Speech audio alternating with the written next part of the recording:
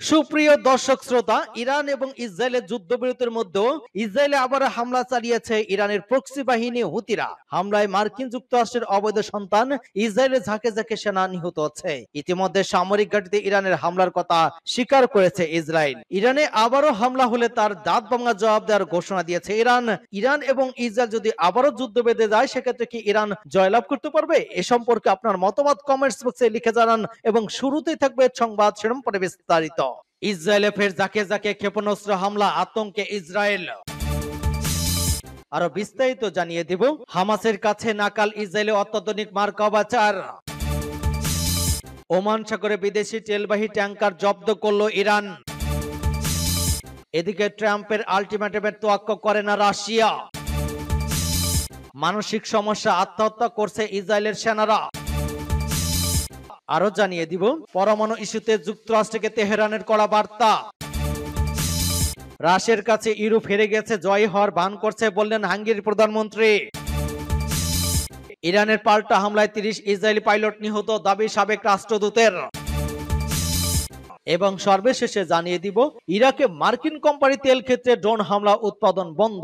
এতক্ষণ শুনছিলেন সংবাদ শিরোনাম, এখন বিস্তারিত। তবে তার আগে অনুরোধ থাকবে এই ভিডিওতে একটি লাইক দিন এবং কমেন্টস করে জানিয়ে দিন আপনি কোন জেলা থেকে বা কোথা থেকে আমাদের সাথে যুক্ত রয়েছেন, এবং সংবাদের সর্বশেষ গুরুত্বপূর্ণ আপডেট পেতে চ্যানেলটি সাবস্ক্রাইব করে আমাদের সঙ্গেই থাকুন। ধন্যবাদ।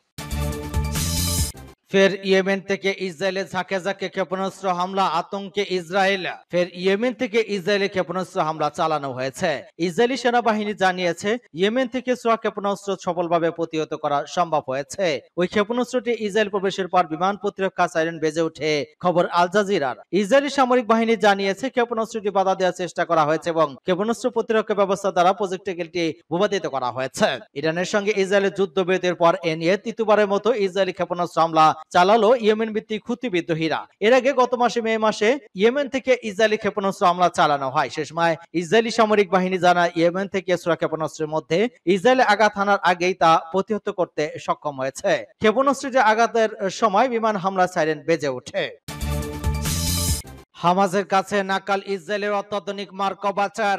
জাবালিয়া নিরাপত্তা সংক্রান্ত ঘটনার মধ্যে ইসরায়েলের আধুনিকতম ট্যাঙ্ক মার্কাবাচার ধ্বংস হয়েছে। ঘটনাটি আবার তুলে ধরেছেন ফিলিস্তিনি ইসরায়েলি দখলদার বাহিনীর সামরিক দুর্বলতা এবং প্রতিরোধ যোদ্ধাদের রণকৌশলের জটিলতা। গাজার উত্তরের শহর জাবালিয়ায় হামাসের সামরিক শাখা আল কাসেম ব্রিগেডের এক জটিল অভিযানে ইসরায়েল একটি মার্কাবাচার ট্যাঙ্ক সম্পূর্ণভাবে ধ্বংস হয়। 3 জন ইসরায়েলি সেনা নিহত হন। নিহতরা সেনা হলেন সার্জেন্ট মোহাম্মদ মুনায়েম 21, সার্জেন্ট সোলোমা ইয়াকিব সেম, সার্জেন্ট ইউলি ফ্যাক্টর। ইসরায়েলি বাহিনী এখনো নিশ্চিত হতে পারেনি ট্যাঙ্কটি কিভাবে ধ্বংস হয়েছে। এটি অ্যান্টি ট্যাঙ্ক ক্ষেপণাস্ত্র আঘাতে নাকি নিচে পুঁতে রাখা বিস্ফোরক। তবে ঘটনাটি স্পষ্ট করেছে যে আল কাসসাম ব্রিগেডের অপারেশন এখন আগের চেয়ে অনেক বেশি কৌশলগত ও জটিল। ইসরায়েলি সামরিক বাহিনীর শক্তির বলে পরিচিত মার্কাবাচার ট্যাঙ্ক 2004 সালে চালু হয়। এটি 65 টনে একটি ভারী মূল যুদ্ধ ট্যাঙ্ক, যাতে 4 জন ক্রু সদস্য থাকে। মূল অস্ত্র একটি 120 মিলিমিটার উচ্চতার কামান, যা বিভিন্ন ধরনের উচ্চ বিস্ফোরক, আর্মার প্যাঙ্কের এবং গাইডেড ক্ষেপণাস্ত্র ছুটতে সক্ষম। ট্যাঙ্কটি রয়েছে উন্নত কার্পেজিড আর্মার। ওমান সাগরে বিদেশি তেলবাহী ট্যাঙ্কার জব্দ করলো ইরান। ওমান সাগরে একটি বিদেশি তেলবাহী ট্যাঙ্কার জব্দ করেছে ইরান। জাহাজটি আনুমানিক 20 লাখ লিটার চোরাই জ্বালানি বহন করার অভিযোগ রয়েছে। এই ঘটনায় ট্যাঙ্কারটি ক্যাপ্টেন সহ মোট 17 জনকে আটক করা হয়েছে। বুধবার ইরানের বার্তা সংস্থা মেহর নিউজ এক প্রতিবেদনে এই তথ্য জানিয়েছে। হরমুজগান প্রদেশের প্রধান বিচারপতি মোস্তফা গাইরিনি জানান, ইরানের সামুদ্রিক সীমানায় সন্দেহজনকভাবে জ্বালানি চোরাচালানের উপর নজরদারির মধ্যে এই ট্যাঙ্কারটি জব্দ করা হয়। মোস্তফা গাহারমানি জানান, ট্যাঙ্কারটি বহন করা তেলের আইনি নথিপত্র অসম্পূর্ণ ছিল, ফলে চোরাচালানির সন্দেহে ট্যাঙ্কারটি আটক করা হয়েছে। তবে জব্দকৃত জাহাজটি জাতীয়তা এবং গন্তব্য সম্পর্কে বিস্তারিত কিছু জানাননি তিনি। দক্ষিণ ইরানের জাজ শহরে এই নিয়ে প্রাথমিক তদন্ত শুরু হয়েছে। গাহারমানি বলেন, ট্যাঙ্কারটি ক্যাপ্টেন সহ 17 জনকে আটক করা হয়েছে এবং মামলার আওতায় প্রমাণ সংগ্রহ, জ্বালানির নমুনা পরীক্ষা সহ আনুষ্ঠানিক তদন্ত চলছে। তিনি জানান, পরিমাণ নিশ্চিত করতে ল্যাবরেটরি বিশ্লেষণ এবং কাগজপত্র যাচাই করা হচ্ছে। পুরো তদন্ত শেষ হলে মামলার ফলাফল প্রকাশ করা হবে। ইরান যে তার সামুদ্রিক সীমানায় চোরাচালান মোকাবেলায় কঠোর অবস্থান নিয়েছে, এ ঘটনা তারই প্রতিফলন। সূত্র মেহর নিউজ। ট্রাম্পের আল্টিমেটামের তোয়াক্কা করে না রাশিয়া। রাশিয়ার ক্রেতাদের উপর নিষেধাজ্ঞা আরোপের বিষয়ে মার্কিন প্রেসিডেন্ট ডোনাল্ড ট্রাম্প যে আল্টিমেটাম দিয়েছে তার তোয়াক্কা করে না মস্কো। মঙ্গলবার এক্স পোস্টে তিনি একথা বলেন রাশিয়ার নিরাপত্তা পরিষদের ডেপুটি চেয়ারম্যান দিমিত্রি মেদভেদেভ। সোমবার হোয়াইট হাউসের একজন কর্মকর্তা জানিয়েছেন, যদি 50 দিনের মধ্যে শান্তি চুক্তি না হয় তাহলে ট্রাম্প রাশিয়ার উপর 100% শুল্ক আরোপ এবং দ্বিতীয় পদক্ষেপ হিসেবে রাশিয়া থেকে তেল কিনবে এমন অন্যান্য দেশগুলোর উপর দ্বিতীয় নিষেধাজ্ঞা আরোপ করবেন। ট্রাম্প বলেছেন, আমরা দ্বিতীয় পদক্ষেপ নিতে পারি, আমরা সম্ভবত 100% বা এরকম কিছুর কথা বলছি। আমরা চীনের ছাড়াই আউস ছাড়াই দ্বিতীয় পদক্ষেপ নিতে পারি। এর প্রতিক্রিয়ার রাশিয়ার সাবেক প্রেসিডেন্ট মেদভেদেভ বলেছেন, পরিণতির কথা ভেবে বিশ্বকাপ ছিল যুদ্ধবাজ ইউরোপ হতাশ হয়েছিল, রাশিয়ার কোনো পরোয়া করেনি। সূত্র আল জাজিরা, রয়টার্স।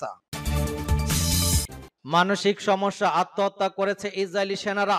গাজা যুদ্ধ শুরু হওয়ার পর থেকে ইসরায়েলি সেনার মধ্যে আত্মহত্যা হার ভয়াবহ বেড়েছে। তেল আবিব বিশ্ববিদ্যালয় এবং ইসরায়েলি প্রতিরক্ষা বাহিনীর যৌথ গবেষণায় উঠে এসেছে, বর্তমানে অন্তত 12% সেনা সদস্য পোস্ট ট্রমাটিক স্ট্রেস ডিসঅর্ডার বা মানসিক আঘাতজনিত বিষণ্ণতায় ভুগছেন। 2023 সালের অক্টোবর থেকে এ পর্যন্ত কমপক্ষে 43 জন ইসরায়েলি সেনা আত্মহত্যা করেছেন, যা আগের বছরগুলোর তুলনায় উল্লেখযোগ্যভাবে বেশি। ইসরায়েলি সংবাদ মাধ্যম i24 নিউজ জানিয়েছেন, যুদ্ধক্ষেত্রে নিহত হওয়ার বাইরে একটি বড় ধাক্কা হিসেবে দাঁড়িয়েছে যুদ্ধফেরত সেনাদের মানসিক বিপর্যয় এবং আত্মহত্যার প্রবণতা। সবচেয়ে সাম্প্রতিক ঘটনায় ইসরায়েলি অধিকৃত ফিলিস্তিনের উত্তরাঞ্চলের এক ঘাঁটিতে নাহেল ব্রিগেডের এক সেনা সদস্য আত্মহত্যা করেন। মাত্র 2 সপ্তাহের ব্যবধানে ওই নিয়ে 4 জন সেনা আত্মহত্যা করেছেন, যাদের মধ্যে 2 জন সক্রিয় সদস্য এবং 2 জন রিজার্ভ সেনা ছিলেন। এই তথ্য ইঙ্গিত দেয় যে যুদ্ধের ভয়াবহতা শুধু ফিলিস্তিনের জীবনই নয়, ইসরায়েলি সেনাদের মনোজগতে বিরাট নেতিবাচক প্রভাব ফেলেছে।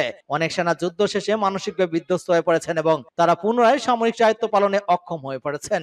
ইসরায়েলি প্রতিরক্ষা মন্ত্রণালয়ের সূত্র জানিয়েছে, প্রায় 15,000 সেনা বর্তমানে নিয়মিত মানসিক পর্যবেক্ষণে রয়েছেন, যাদের মধ্যে 35% মানুষ স্বাস্থ্য সমস্যা সংক্রান্ত কারণে চিকিৎসাধীন। ইসরায়েলি পত্রিকা হারস এর পূর্ববর্তী এক প্রতিবেদনে উল্লেখ করা হয়, গাজা যুদ্ধ শুরুর পর থেকে 2023 সালের শেষ পর্যন্ত 7 জন সেনা আত্মহত্যা করেছেন।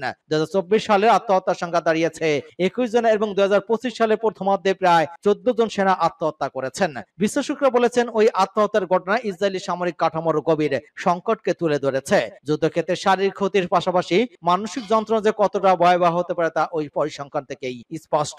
এমন পরিস্থিতি মানবাধিকার সংগঠনগুলো আরো স্বচ্ছতা এবং জবাবদিহিতার দাবি তুলেছে, যারা বলেছে যুদ্ধের ধ্বংসাত্মক প্রভাব শুধু শত্রু পক্ষের নয় বরং নিজের বাহিনীকে ধ্বংস করে দিতে পারে যদি না পর্যন্ত মনোচিকিৎসা এবং পুনর্বাসনের ব্যবস্থা না হয়। গাজা যুদ্ধে চলমান থাকা আত্মহত্যার সংখ্যা আরো বাড়বে বলে আশঙ্কা করা হচ্ছে, যা ইসরায়েলি সামরিক বাহিনীর ভবিষ্যৎ কার্যকারিতা এবং নৈতিক কাঠামোর উপর প্রশ্ন তুলেছে।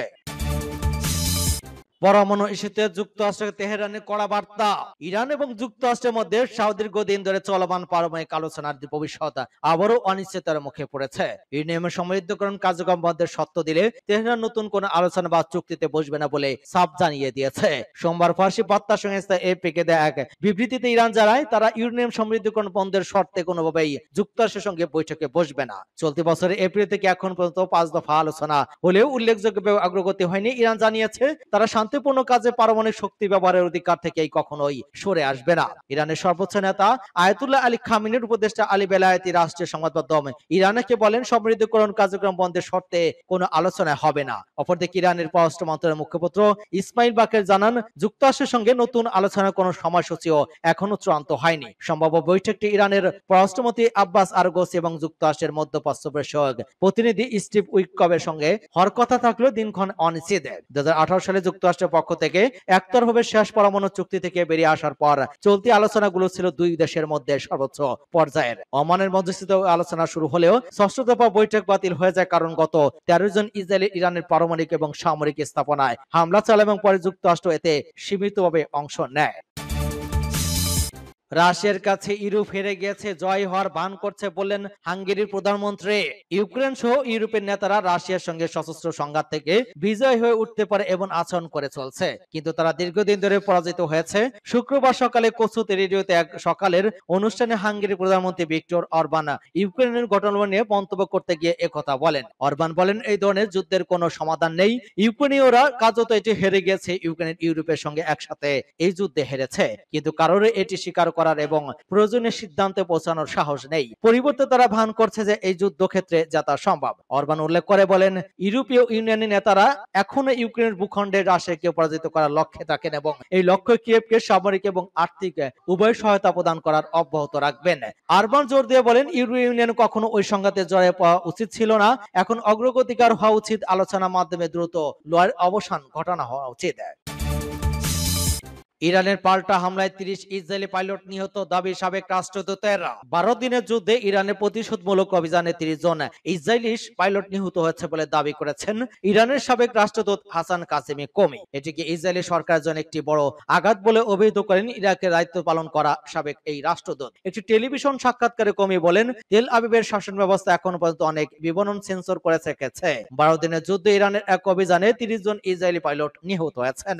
এটি ইসরায়েলি শাসনের জন্য কোনো ছোট বিষয় নয় বলেন তিনি। সাবেক ওই রাষ্ট্রদূত জোর দিয়ে বলেন, শত্রুর প্রাথমিক লক্ষ্য ছিল ইরানের শাসন ব্যবস্থার পরিবর্তন এবং দেশে মার্কিন যুক্তরাষ্ট্রের প্রত্যাবর্তন, কিন্তু তারা তাদের সকল লক্ষ্য অর্জন করতে ব্যর্থ হয়েছে। কাজেম কোমি আরো বলেন, ইসলামী বিপ্লবের নেতার নেতৃত্বে ইরানের সশস্ত্র বাহিনী ইসরায়েলের উপর প্রচন্ড আঘাত হানে এবং ওই অঞ্চলের শত্রুর বৃহত্তর এজেন্ডাকে ব্যর্থ করে দেয়। সূত্র মেহুল নিউজ। ইরাকে মার্কিন কোম্পানি তেল ক্ষেত্রে ড্রোন হামলা, উৎপাদন বন্ধ। ইরাকে মার্কিন মালিকানাধীন কোম্পানি একটি তেল ক্ষেত্রে ড্রোন হামলা হয়েছে। তেল ক্ষেত্রটি দেশটির স্বায়ত্তশাসিত কুর্দিস্তান অঞ্চলের দুহক প্রদেশে অবস্থিত। ওই হামলায় তেল ক্ষেত্রের কার্যক্রম স্থগিত করতে বাধ্য হয়েছে কোম্পানি। সংবাদ মাধ্যমের প্রতিবেদনে বলা হয়েছে, ইরাকের স্বায়ত্তশাসিত ওই অঞ্চলে জ্বালানি অবকাঠামো লক্ষ্য করে প্রায় হামলার ঘটনা ঘটেছে। কুর্দিস্তানের আঞ্চলিক সরকার বলেছে, দুহক প্রদেশের সারাং তেল ক্ষেত্র ড্রোন হামলা হয়েছে। কুর্দিস্তান অঞ্চলের গুরুত্বপূর্ণ অর্থনৈতিক অবকাঠামো লক্ষ্য করে চালানো ওই হামলায় সন্ত্রাসী কর্মকাণ্ড বলে অভিহিত করেছে সরকার। এর আগে সোমবার প্রতিবেশী আরবিল প্রদেশে একটি বিমানবন্দরে ওই একই ধরনের ড্রোন হামলার ঘটনা ঘটে। ওই বিমানবন্দরে মার্কিন সৈন্যরা অবস্থান করছেন। তেলক্ষেত্র পরিচালনাকারী মার্কিন কোম্পানি এইচকেএন এনার্জি বলেছে, সারসাং তেলক্ষেত্রে একটি উৎপাদন স্থাপনায় স্থানীয় মঙ্গলবার সকাল ৭টার দিকে বিস্ফোরণের ঘটনা ঘটেছে। এক বিবৃতিতে মার্কিন ওই কোম্পানি বলেছে, নিরাপত্তা নিশ্চিত না হওয়া পর্যন্ত ওই তেলক্ষেত্রের কার্যক্রম স্থগিত করা হয়েছে। ড্রোন হামলায় পরপরই সেখানে আগুন ছড়িয়ে পড়ে, তবে তাৎক্ষণিকভাবে কোনো হতাহতের খবর পাওয়া যায়নি। এইচকেএন এনার্জি বলেছে, তেল ক্ষেত্রের জরুরি পরিষেবা দলের সদস্যরা আগুন নিভিয়ে ফেলেছেন।